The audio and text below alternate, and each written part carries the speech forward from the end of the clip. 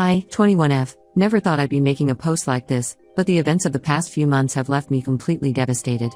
I need some perspective on whether I'm handling this situation right, because my entire family seems to think I'm the villain here. For context, my brother Ryan, 28M, has always been the golden child of our family. Since we were kids, he could do no wrong in our parents' eyes. He excelled at everything: academics, sports, social life, while I struggled to meet their expectations. Ryan went to an Ivy League college, got a high-paying job at a prestigious firm, and basically lived up to every expectation my parents had.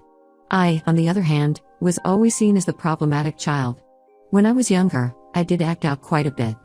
I skipped classes, hung out with what my parents called the wrong crowd, and generally rebelled against their strict rules.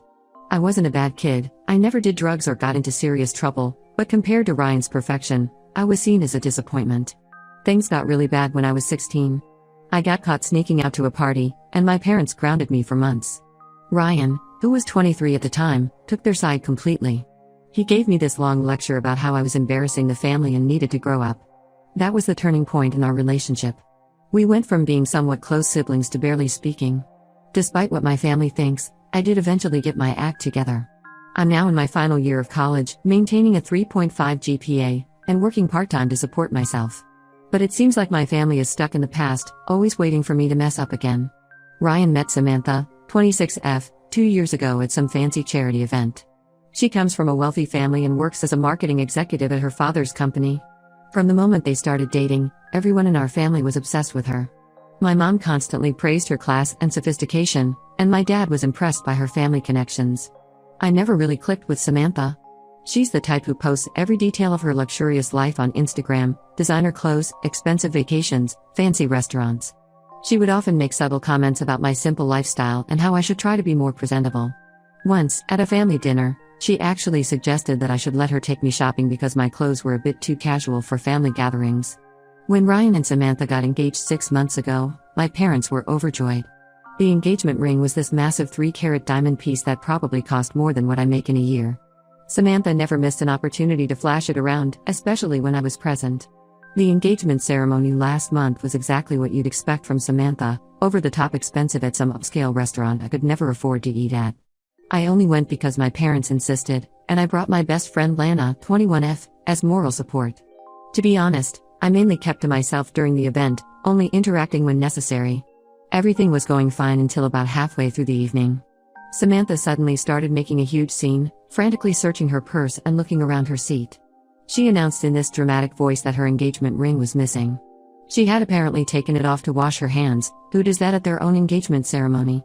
And now couldn't find it. Everyone immediately jumped into action, searching the restaurant. I was looking under some tables when Samantha suddenly pointed at me and screamed that I must have stolen it. Her exact words were, "I saw her lurking around my purse earlier." She's always been jealous of what Ryan and I have. The accusation was so absurd that I actually laughed at first, thinking it was some kind of joke. But then Ryan stepped in, backing up his fiancée. He said he had noticed me eyeing the ring all evening with an envious look. The fact that my own brother would think I'd steal anything, let alone something so expensive and meaningful, felt like a punch to the gut. What happened next was like a nightmare. Samantha's friends started chiming in, claiming they had seen me acting suspicious around her belongings. My parents, instead of defending their own daughter, looked at me with such disappointment. My mom actually said, "Just give it back, honey. We won't be angry if you return it now." The worst part was when Ryan called the restaurant security to search me.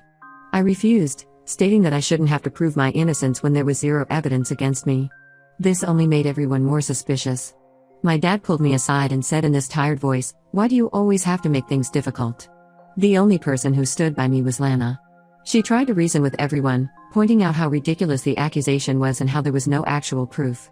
But her voice was drowned out by Samantha's crying and my family's accusations. I ended up leaving the ceremony in tears, with Lana driving me home. The next few days were hell. Ryan kept calling and texting, threatening to file a police report if I didn't return the ring. My parents showed up at my apartment, trying to talk sense into me. Even my extended family got involved, with aunts and uncles calling to express their disappointment. A week after the incident, Samantha suddenly announced that she had found the ring in her car. But instead of apologizing, she heavily implied that I must have planted it there after realizing I couldn't sell it. Ryan fully supported this theory, and my parents were just relieved the situation was resolved. No one seemed to care about how this false accusation had affected me. No one apologized for assuming I was a thief. My own family had shown me exactly what they thought of me, that I was still that troubled teenager who couldn't be trusted. I've cut contact with Ryan and Samantha since then. I only speak to my parents when absolutely necessary. Lana thinks I should fight back somehow and clear my name, but I don't see how when my entire family has already decided I'm guilty. Ida for refusing to apologize and maintaining my distance? Should I just say sorry to keep the peace even though I'm innocent? Update 1 first, I want to thank everyone for your overwhelming support and advice on my original post. The situation has taken an unexpected turn, and I'm still trying to process everything that's happened. These past few weeks have been incredibly difficult.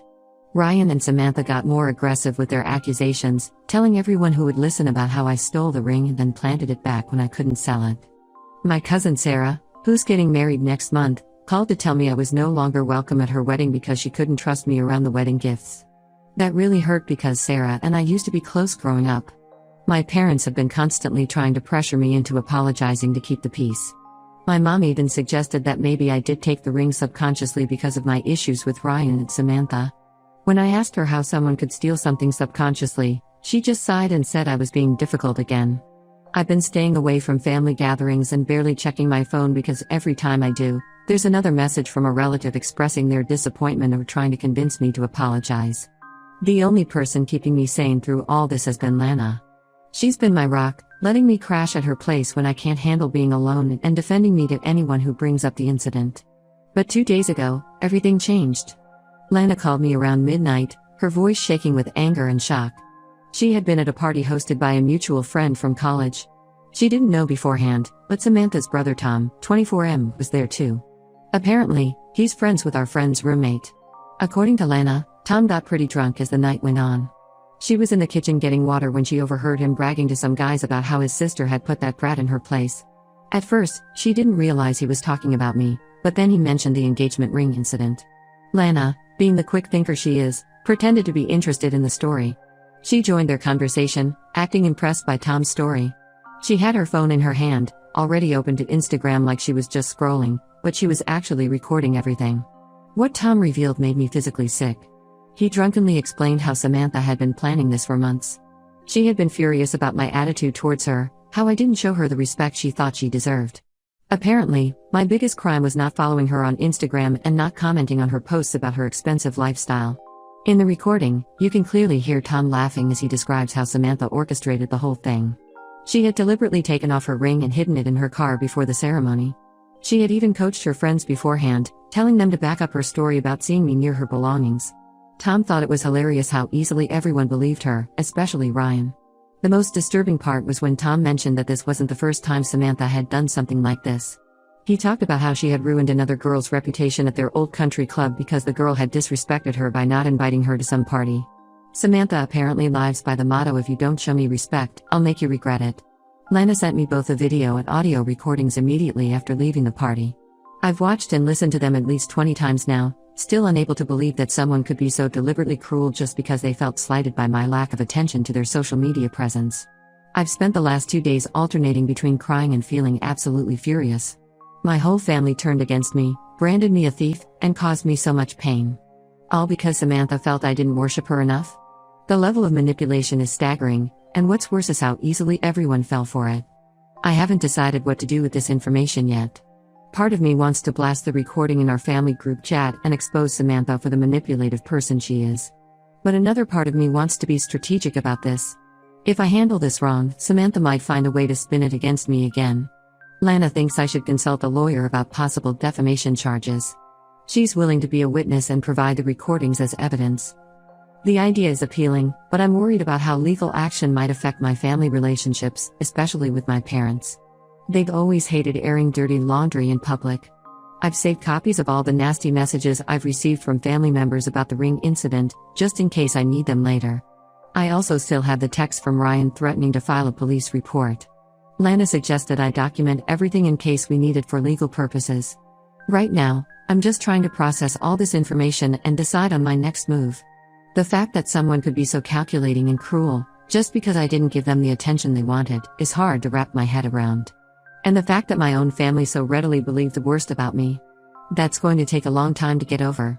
I'll update again once I decide what to do with this information. Thank you all again for your support. It means more than you know, especially now that I know the truth about what really happened. Update 2. After reading all your comments and thinking things through carefully, I decided to expose Samantha's manipulation. Many of you suggested waiting for the right moment, and that moment came during our monthly family dinner at my parents' house last weekend. I knew everyone would be there: my parents, Ryan and Samantha, my aunts and uncles, and even Samantha's parents. These dinners are a tradition in our family, but I hadn't attended the last two because of the ring incident. When I texted my mom saying I would come this time, she was overjoyed, probably thinking I was finally ready to apologize. I arrived with Lana, who insisted on being there for support. My entrance caused an immediate tension in the room. Samantha was sitting there like a queen, wearing her engagement ring prominently. Some of my relatives wouldn't even look at me, while others gave me disapproving glances. Ryan just looked annoyed that I had shown up. We got through the appetizers with forced small talk. Just as my mom started serving the main course, I cleared my throat and said I had something important to share. Before anyone could object, I played Tom's recorded confession through my phone speakers, which Lana had helped me connect to a portable speaker for better clarity. The silence in the room was deafening as Tom's drunken voice filled the air, describing in detail how his sister had planned everything. I watched as the color drained from Samantha's face. She tried to grab my phone, but Lana blocked her.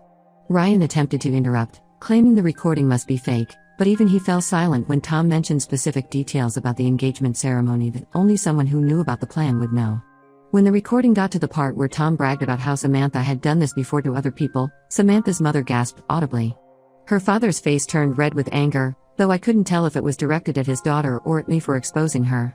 The aftermath was chaos. My mom burst into tears, repeating "oh my God" over and over. My dad couldn't even look at me, his face ashen.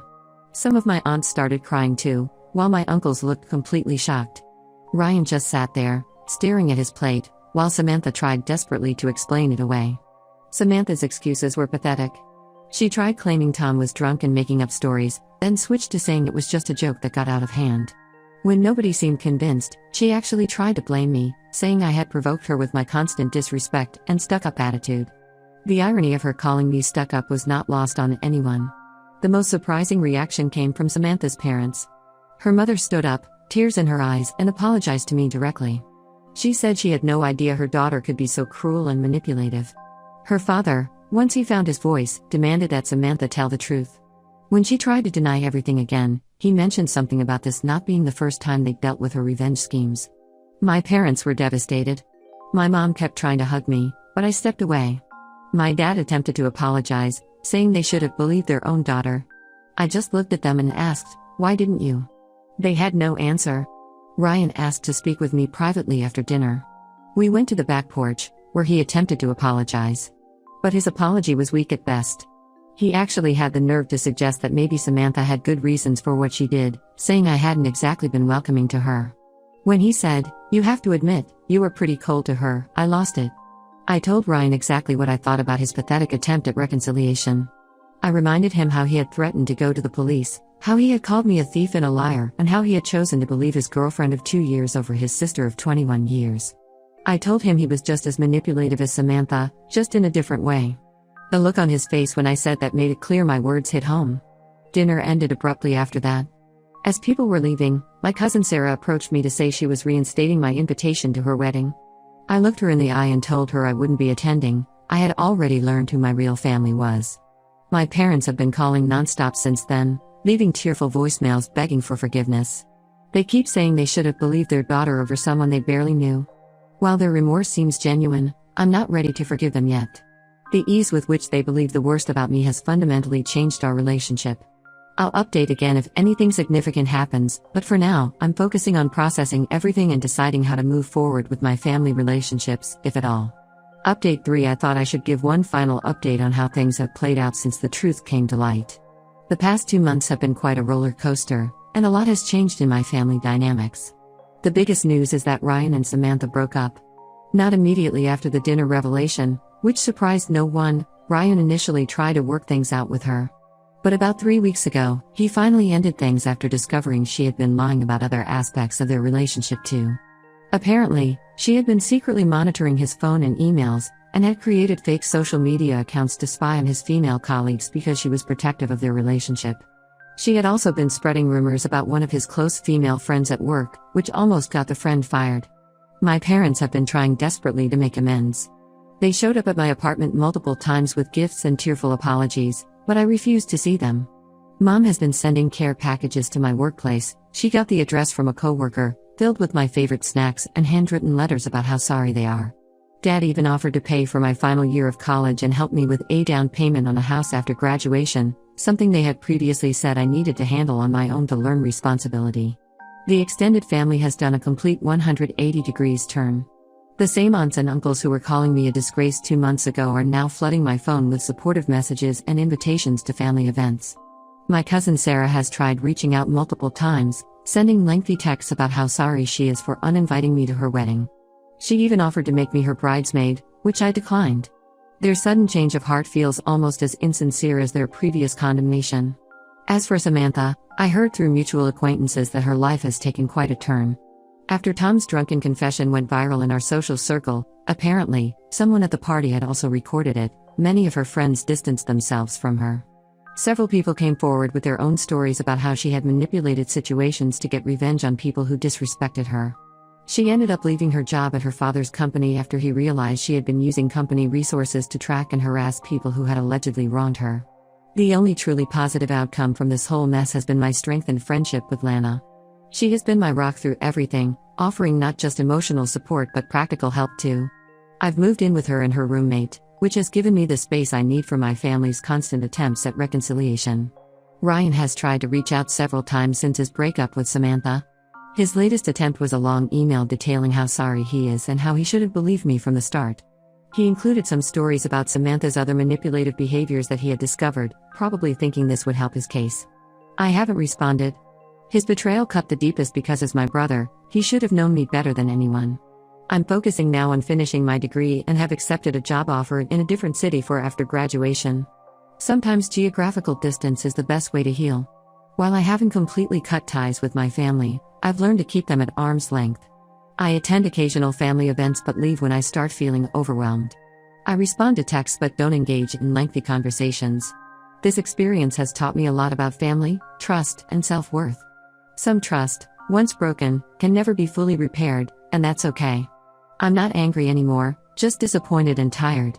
Moving forward, I'm prioritizing my peace of mind over keeping up appearances or maintaining toxic family relationships.